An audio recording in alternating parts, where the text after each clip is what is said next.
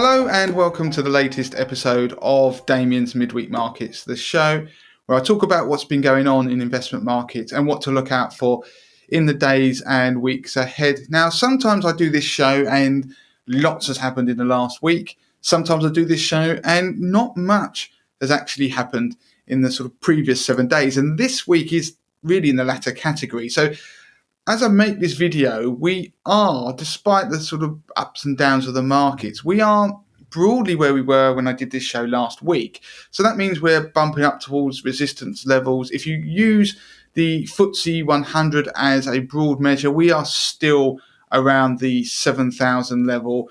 If you look at the S&P 500, then we are still between 4,100 and 4,200.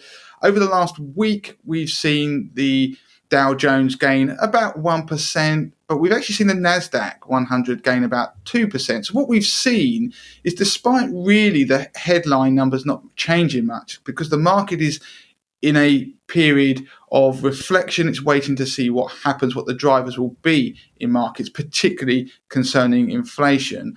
And we've seen some of the things that were laggards starting to perform better. And that means things like tech stocks, it's not massively outperforming, but just a touch. And as a result, the Dow Jones has underperformed. So the rotation into cyclicals is taking a little bit of a breather with the wider market. So if you think back to last week, I talked a lot about Bitcoin and the crash in cryptos and how that was bleeding over into the financial markets now, and that's something we're probably going to have to get a bit more used to. Well, crypto started the week on the back foot. We saw Bitcoin continue its descent, and broadly speaking, if you look at the price of Bitcoin, we came down through $47,000, and once we crashed through that barrier, the next major support line really on the way down was the 30,000 level, which is what the price bounced up from. Now we're sort of floating around the middle, about 38,000. And so Bitcoin is kind of in no man's land at the moment, and people are still trying to see what's going to happen next. There's been a lot of carnage. We've had Elon Musk try to save the day again, talking about the prospect of green mining. Whether that actually is something that will happen in the future, we'll have to wait and see. But it does mean that we've seen gold, another one of those laggards, have a positive period. We've now got up above that critical $1,900 per ounce level, which is something it struggled with for months. And if you remember, we were down to sort of $1,750 per ounce, that we're now back up above that 1,900, which is proving a support line. So you again can see there's the laggards, the things that had been underperforming. Every dog is having its day right now. But broadly speaking, we're getting at people who seem to be jumping out of cryptos, favouring gold. That seems to be the inflation hedge of choice this week. But we've also seen bonds do a bit better. If you look at the 10-year US Treasury yield, we've come back down through 1.6%. We're around about 1.56 as I make this episode. So bonds are catching a bid, so people are starting to buy them. So again, it's a bit of a pause from all the reflation trade headlines that we've had of recent weeks and months. It's just nothing's unwinding particularly, but we're just seeing below the surface a little bit back and to and fro between different asset classes. And that means that, broadly speaking, the market has been a bit calmer. We're not seeing big ranges in any given day on movements on the major indices. We've not seen any sort of 1-2% movements either way for a number of days, really.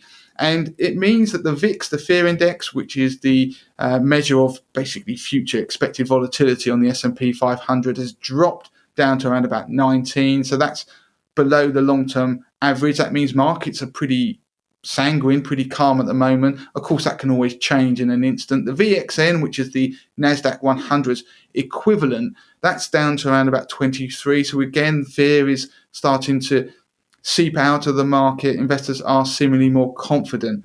But all of this comes off the back of a slightly strange, almost Inception style headlines, where we're having headlines about the Federal Reserve thinking about tapering and basically unwinding QE and maybe raising interest rates.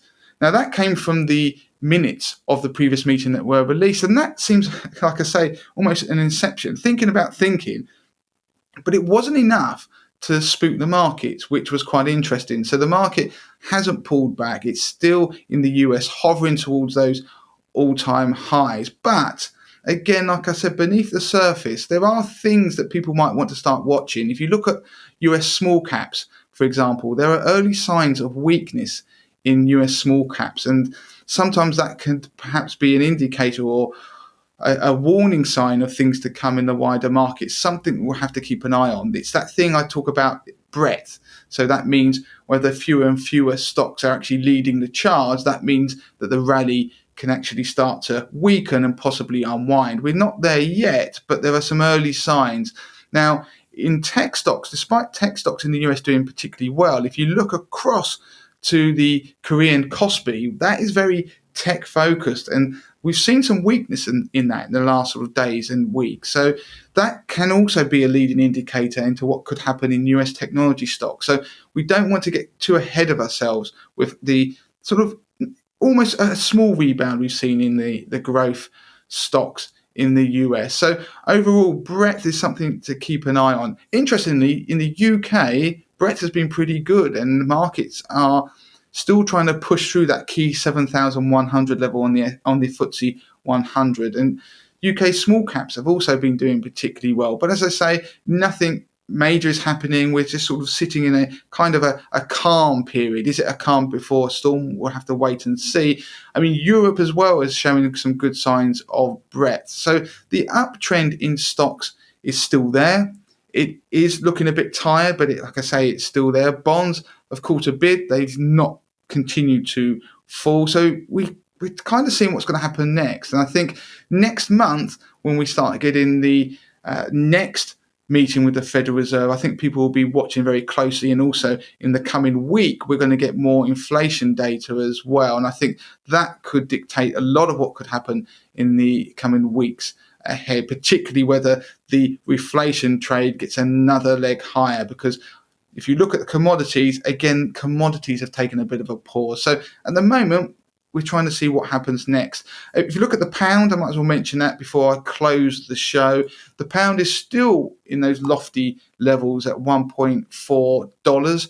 Again, that's partly because of the weakness we've seen in the US dollar. So that pairing, if the dollar's weak, it's therefore makes the pound stronger in comparison. That's held back the FTSE 100 somewhat, but because the currency is weaker, with all these, with hope that the Federal Reserve might actually just maintain its very easy, loose monetary policy, that's put downward pressure on the US dollar. So the pound is still trying to push out higher. So going back to almost the headline of this episode, we are still pushing towards resistance. We're still seemingly stuck in some trading ranges. And it's really only Bitcoin that's doing some crazy moves. But even then, like I said, it's a range between 30,000 and 47,000. So that is it for this week on Damien's Midweek Markets. As ever, you can contact me. Damien at moneytothemasses.com is the email address. Twitter, Money to the Masses with a number 2. You can find us on Facebook. Don't forget to join our Facebook community group. It's facebook.com/groups/Money to the Masses. That's easy for me to say. And finally, don't forget to join us on Instagram, but please do subscribe to our YouTube channel.